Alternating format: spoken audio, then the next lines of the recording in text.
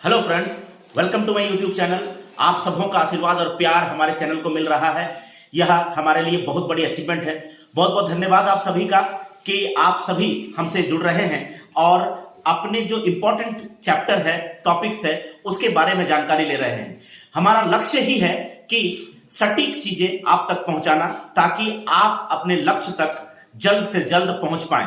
आज एक ऐसे ही चैप्टर के साथ आपके साथ रूबरू हो रहा हूं जो आपके एग्जाम के लिए बहुत इंपॉर्टेंट है। चाहे वह एकेडमिक एग्जाम ही क्यों ना हो, क्लास 6 से क्लास 10 तक की ही क्यों ना हो, इसके साथ साथ प्रत्येक कॉम्पिटिटिव एग्जाम, चाहे वो रेलवे हो, एसएससी हो, बैंक हो, टेट हो, सी टेट हो, यहां तक कि जितने भी आपके सेंट्रल चाहे स्टेट गवर्नमेंट के एग्जामिनेशन होते हैं, इस चैप्टर से क्वेश्चन पूछा जाता है। तो यह चैप्टर है आज आपका बायोलॉजी से। बायोलॉजी इसका मतलब हिंदी में जीव विज्ञान से आपका प्रश्न है। जीव विज्ञान से कुछ एक चैप्टर्स मैं और भी आगे पढ़ाऊंगा। आज उसमें से मैं शुरुआत कर रहा हूं जो बहुत इंपॉर्टेंट है। वो चैप्टर है आपका रक्त। इंग्लिश में कहें तो ये ब्लड का चैप्टर है। ब्लड के बारे में आपको जानना जरूरी है, क्योंकि यहां से क्वेश्चन आपको एग्जाम में पूछता है। लेकिन ध्यान रखना है कि ये मानव रक्त के बारे में, यानी ह्यूमन ब्लड के बारे में आपको ज्यादा से ज्यादा क्वेश्चन जो है वो पूछा जाता है। तो सबसे पहले पॉइंट टू पॉइंट हम लोग बिल्कुल भी व्यर्थ न करते हुए पॉइंट टू पॉइंट चीजों को ही हम लोग जानेंगे, और आप लोग इसको स्क्रीनशॉट कर लीजिएगा, या फिर हम पीडीएफ के माध्यम से या फिर व्हाट्सएप के माध्यम से आप तक मैं इसका सारी चीजें पॉइंट्स पहुंचा दूंगा। तो इसमें जो पॉइंट टू पॉइंट है चीजें हैं, उसको हम लोग जानेंगे कि इसमें सबसे पहला क्वेश्चन पूछता है यह कैसा ऊतक है। तो पहले ध्यान रखना है कि यह तरल संयोजी ऊतक है। तरल संयोजी ऊतक है। यह कैसा ऊतक है, एग्जाम में पूछता है। तो यह तरल संयोजी ऊतक है। तरल मतलब होता है लिक्विड, यानी लिक्विफाइड है, ये लिक्विड आपको दिखेगा। और इसमें नेक्स्ट क्वेश्चन आपको पूछता है कि यह शरीर के भार का लगभग कितना प्रतिशत ब्लड हमारे शरीर में रहता है। तो शरीर के भार का लगभग 7% भार जो है हमारा शरीर में ब्लड रहता है। यह क्वेश्चन पूछता है आपको। अगला क्वेश्चन इस मानव रक्त से पूछेगा कि इसका पीएच मान कितना होता है। तो मानव रक्त का पीएच मान 7.4 होता है। इसको मैं बता दूं, जो पीएच हम लोग कहते हैं, पीएच का फुल फॉर्म क्या होता है? पीएच का फुल फॉर्म होता है पावर ऑफ हाइड्रोजन। तो इसमें हम अम्ल और क्षार की माप को हम लोग जान सकते हैं। जैसे एक स्केल होता है, पीएच स्केल होता है, इसमें बीच में होता है 7, सबसे लास्ट में होता है 14 और पहले 0 से शुरू होता है। तो 0 से लेकर के 7 तक में हम लोग इसको कहते हैं अम्ल, और 7 से लेकर के उधर 7 के ऊपर जो 14 तक होता है ये होता है क्षार, और 7 होता है उदासीन। तो कहने का मतलब है कि पीएच मान 7.4 है। इसका मतलब है यह कैसा विलयन है? यह क्षारीय विलयन है। यह कैसा विलयन है? तो ह्यूमन ब्लड जो है वो क्षारीय विलयन है। इसके बाद एग्जाम में आपको पूछता है कि वयस्क मनुष्य में कितना लीटर खून रहता है। तो वयस्क मनुष्य में, जो एडल्ट मनुष्य होते हैं, वयस्क मानव में 5 से 6 लीटर आपका ब्लड रहता है। यह क्वेश्चन एग्जाम में बहुत ज्यादा पूछता है, इसको ध्यान में रखना है और याद रखना है। अगला जो इंपॉर्टेंट पॉइंट आपको पूछता है कि महिलाओं में पुरुषों की तुलना में कितना रक्त होता है। तो याद रखना है कि महिला में पुरुषों की तुलना में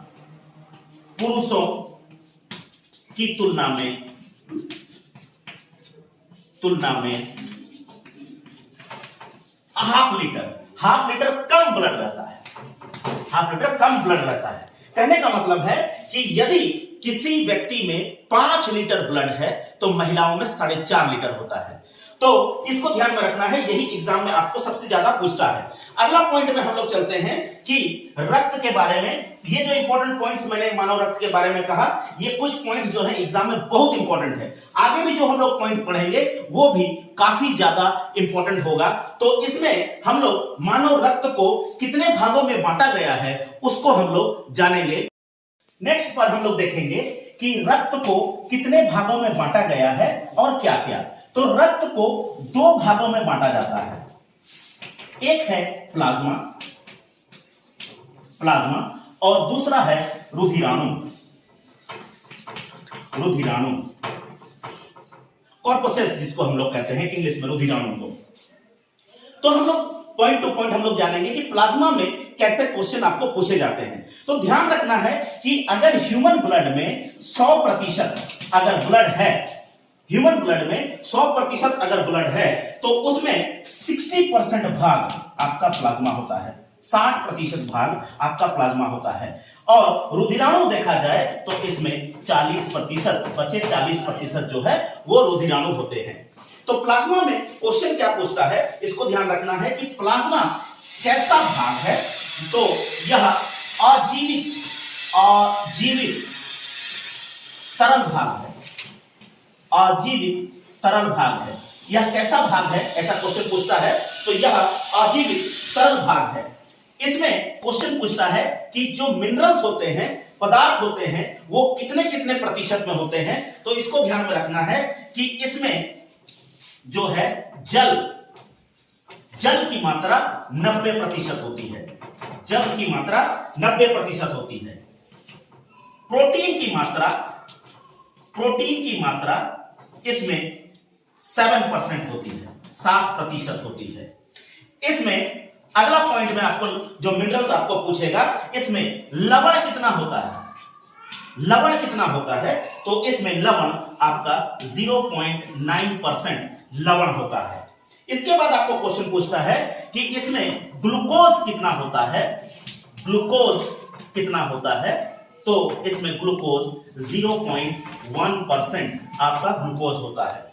अब क्वेश्चन यहां पूछता है कि शेष बचे भाग के बारे में पूछता है, लेकिन वो इंपॉर्टेंट नहीं है। शेष भाग जो है बाकी आपका 100% अगर हम लोग लेकर चलते हैं तो 100% में 90% तो जल हो गया, 7% प्रोटीन हो गया, 0.9% लवण हो गया, ग्लूकोज 0.1% हो गया, और शेष मिनरल कुछ होते हैं जो नगण्य होते हैं आपके शरीर पर, जो उसको प्रतिशत में हम लोग शो नहीं कर पाते हैं। तो इसमें क्वेश्चन, नेक्स्ट क्वेश्चन आपको पूछता है कि इस प्लाज्मा का क्या कार्य है, प्लाज्मा का क्या कार्य है। तो प्लाज्मा का कार्य है आपका पचे हुए भोजन को, प्लाज्मा का कार्य है, ये प्लाज्मा के बारे में बता रहा हूं कि पचे हुए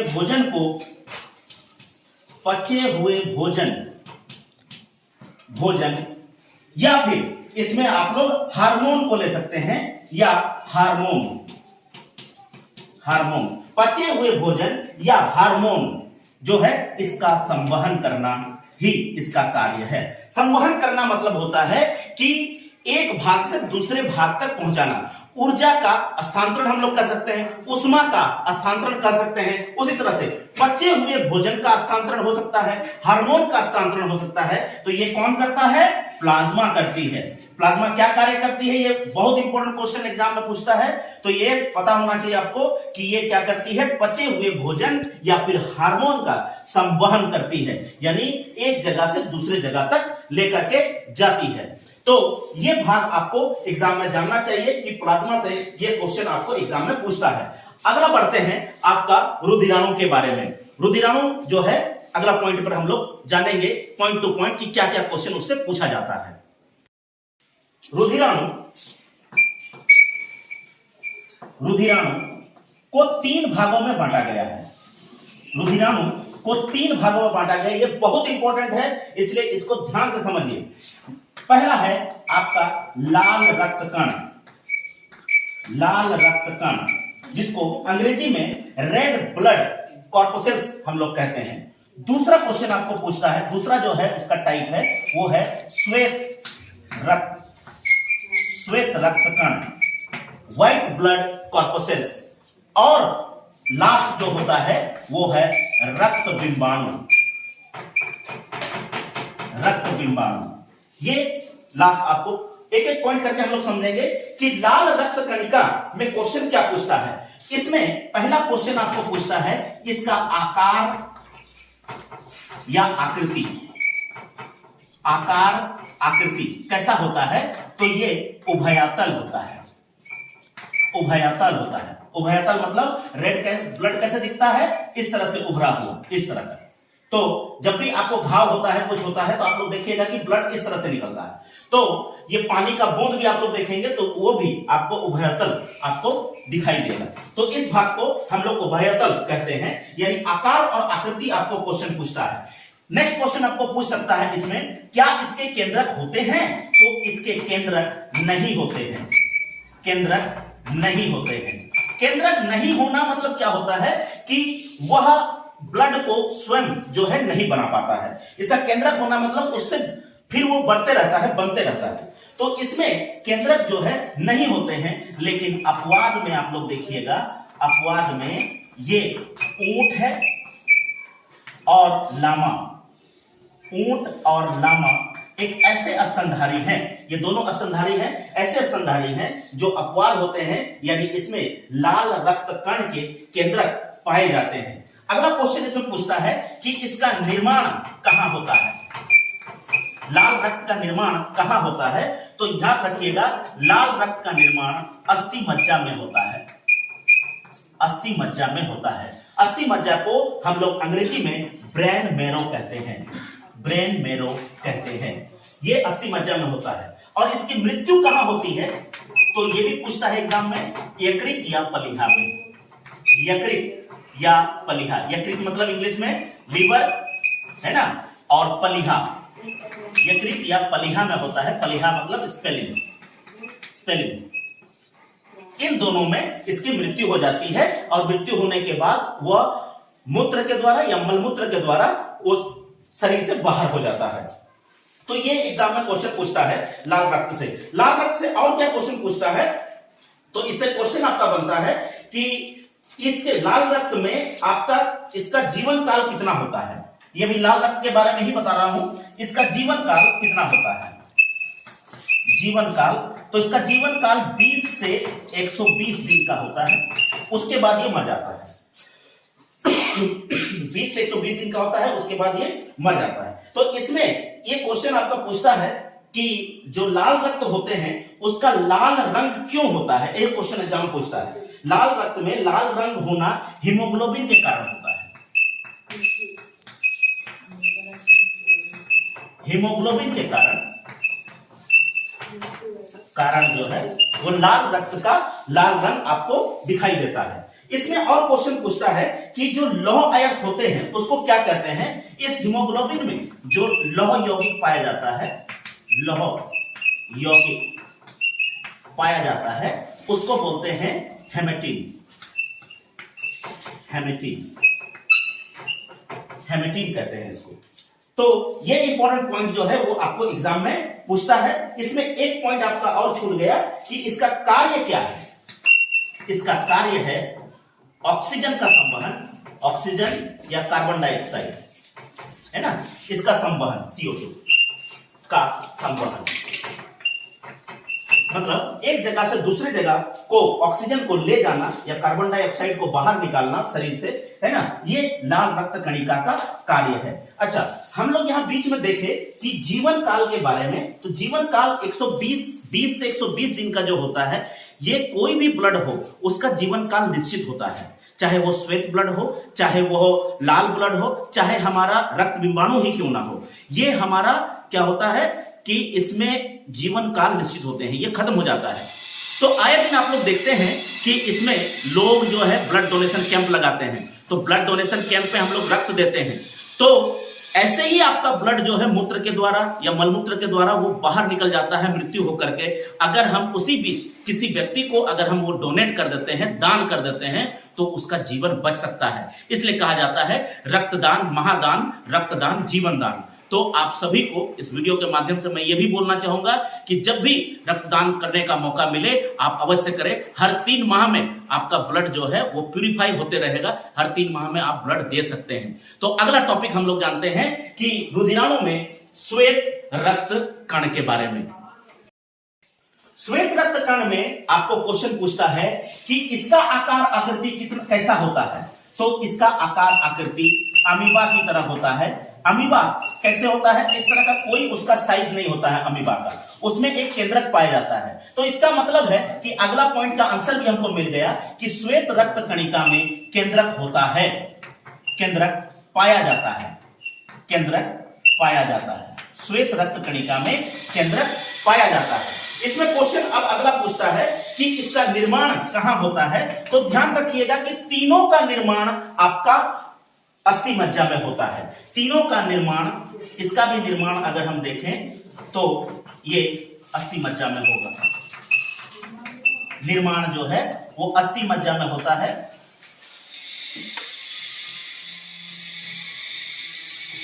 अस्थि मज्जा यानी ब्रेन मैरो पर इसका भी निर्माण होता है। यह ध्यान रखना है कि इसमें यकृत में भी इसका निर्माण हो सकता है, यकृत में भी होता है। इसमें पलीहा में भी इसका निर्माण हो सकता है, यह ध्यान रखना है। ये एक ऐसा ये है ब्लड है जो श्वेत रक्त कण है, व्हाइट ब्लड कॉर्पसेल्स है। ये आपको अस्थि मज्जा में भी हो सकते हैं, यकृत में हो सकते हैं, पलीहा में हो सकते हैं, यानी ब्रेन मैरो में हो सकते हैं। ये आपका लीवर में हो सकता है, ये स्पेलिंग में भी आपका हो सकता है। तो मृत्यु कहां होती है? तो मृत्यु इसका मूत्र में ही हो जाता है ना, सॉरी रक्त में हो जाता है, माफ कीजिएगा, रक्त में हो जाता है। और मूत्र के द्वारा या फिर मलमूत्र के द्वारा, ये जो है मल के द्वारा ये बाहर निकल जाता है। इसकी मृत्यु कहां होती है? तो रक्त में ही होती है। अब इसका पूछता है कि जीवन काल कितना होता है। तो इसका जीवन काल 2 से 4 दिन का होता है, मात्र 2 से 4 दिन का ही होता है। इस 2 से 4 दिन में ये खत्म हो जाता है, मर जाता है। अब ये क्वेश्चन पूछता है कि इसका कार्य क्या है। इंपॉर्टेंट क्वेश्चन है, इसका कार्य क्या है? श्वेत रक्त कणिका का कार्य क्या है कि ये संक्रमण से हमें मुक्त रखता है, संक्रमण से बचाता है, संक्रमण से बचाता है।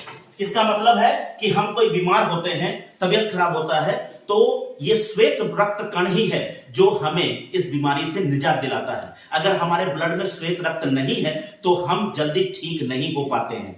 इसमें एक चीज ध्यान रखिएगा कि एक डेंगू ज्वर जो होता है, डेंगू या ज्वर बीमारी है, इसमें कभी कभी हमारे डेंगू ज्वर में ये ब्लड हमारे शरीर से खत्म हो जाते हैं। कभी कभी जब डेंगू ज्वर हो जाता है बहुत ज्यादा, तो हम लोग इसको ब्लड चढ़ाना पड़ता है, व्यक्ति को ब्लड चढ़ाना पड़ता है। तो ब्लड कहां से चढ़ाएंगे? जब तक हम किसी को देंगे नहीं, डोनेट नहीं करेंगे, तो हमें डोनेट करना होगा, तब हम किसी व्यक्ति का जान हम बचा सकते हैं। तो ये पॉइंट आपको श्वेत रक्त कण से पूछेगा। अगला पॉइंट है रक्त बिंबाणु। रक्त बिंबाणु, रक्त बिंबाणु किसमें पाया जाता है?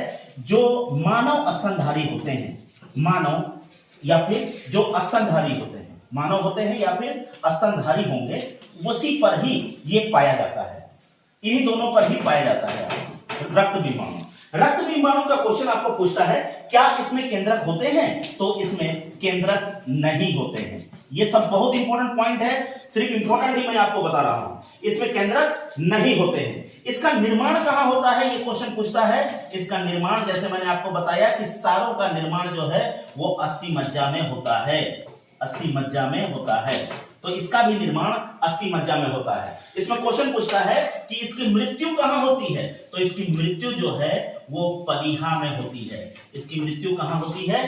पलीहा में होती है। और क्वेश्चन पूछता है कि इसका जीवन काल कितना होता है? तो इसका जीवन काल 3 से 5 दिन का होता है, 3 से 5 दिन का ही होता है। ये पॉइंट जो है आपको एग्जाम में रक्त बिंबाणु से पूछता है। और क्वेश्चन यहां पूछता है कि रक्त बिंबाणु क्या कार्य करता है, क्या कार्य करता है? तो ये रक्त का थक्का जमाता है, रक्त का थक्का जमाता है,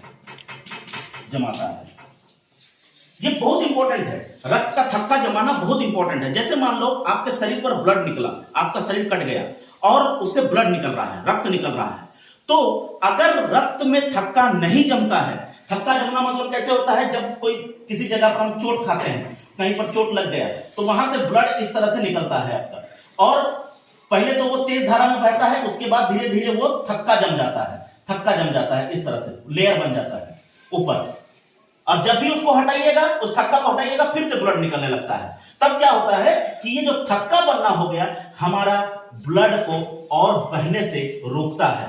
यदि आपके शरीर पर रक्त बिंबाणु नहीं है, अगर आपका शरीर थक्का नहीं जम रहा है, तो आपके शरीर से ब्लड निकलता चले जाएगा और आपकी मृत्यु भी हो सकती है। तो इसलिए रक्त बिंबाणु का होना बहुत जरूरी है। तो ये पॉइंट जो है आपके एग्जाम में आपको पूछा जाता है। इसके बाद अगला जो पॉइंट आपको एग्जाम में जो पूछा जाएगा रक्त से, वो है रक्त के कार्य के बारे में। तो अगला हम लोग जानेंगे कि रक्त का क्या कार्य है। रक्त का कार्य, ये भी बहुत इंपॉर्टेंट है। रक्त का क्या कार्य है, तो पहला पॉइंट याद रखिएगा कि ये ताप नियंत्रण में सहायक है। ताप नियंत्रण करता है, यानी हमारा तापमान जो है शरीर में, हम लोग कभी ठंडा गर्मी को बर्दाश्त कर पा रहे हैं तो किसके चलते हैं, वो रक्त के चलते हैं। रक्त है इसीलिए हम ताप नियंत्रण कर सकते हैं। ये वातावरण को अनुकूल बनाता है, वातावरण को अनुकूल बनाता है, यानी हमारे रहने लायक ये बनाता है। इसको भी ध्यान रखिएगा, ये भी क्वेश्चन एग्जाम में पूछता है। इसके बाद रक्त का क्या कार्य है ये पूछता है, तो ये क्या करता है, हमारे घावों को भरने में सहायक होता है। घावों को भरने में सहायक होता है। अगला क्वेश्चन पॉइंट पूछ सकता है यहां पर कि और क्या इसका कार्य है, तो ये क्या करता है, ऑक्सीजन या कार्बन डाइऑक्साइड का संवहन करता है या संचरण करता है। ये एक जगह से दूसरे जगह तक पहुंचाता है ऑक्सीजन को, या फिर कार्बन डाइऑक्साइड को हमारे शरीर से बाहर निकालता है। ये हमारा कार्य है रक्त का। तो आज जो टॉपिक हम जो पॉइंट आपको पढ़ाए हैं, आप इसको रोक करके स्क्रीनशॉट बीच बीच में ले सकते हैं। ये इतने ही पॉइंट आपके बहुत इंपॉर्टेंट एग्जाम में, यही आपको एग्जाम में पूछे जाएंगे, तो इसलिए मिस नहीं करें, इस वीडियो को जरूर देखें। और साथ ही साथ मैं आपको बता दूं कि इसके बाद जो नेक्स्ट टॉपिक मैं आपको बताऊंगा वो भी बायोलॉजी से रहेगा। जो इसमें एक टॉपिक और छूट गया है वो है आपका ब्लड ग्रुप के बारे में, यानी रक्त समूह के बारे में। वो भी बहुत एक इंपॉर्टेंट एग्जाम में पूछता है। तो मैं आपको बताऊंगा कि कौन सा ब्लड ग्रुप किस तरह से बनता है और किस ब्लड ग्रुप को किस व्यक्ति को चढ़ाया जा सकता है, इस बारे में भी हम लोग नेक्स्ट चैप्टर पर, नेक्स्ट टॉपिक में हम लोग पढ़ेंगे। आज के लिए मेरे ख्याल से आप लोगों को समझ में आया होगा। यदि इसमें कोई त्रुटि हो या कुछ हो तो आप मुझे कमेंट के जरिए मुझे बता सकते हैं। आपका सभी का स्वागत है कमेंट पर। और किसी बच्चे को कोई टॉपिक अगर जानना है तो वो भी मुझे कमेंट के जरिए बता सकते हैं, ताकि मैं उसको और बेहतर तरीके से आप तक पहुंचा सकूं। मैं प्रतिबद्ध हूं कि आपको सटीक क्वेश्चन, सटीक टॉपिक आप तक पहुंचाऊं, ताकि आप अपने लक्ष्य तक पहुंच सकें। तो आज के लिए वीडियो को हम लोग इतना ही रखते हैं। लाइक करें, सब्सक्राइब करें और हमें अपना प्यार और आशीर्वाद इसी तरह देते रहें। बहुत बहुत धन्यवाद।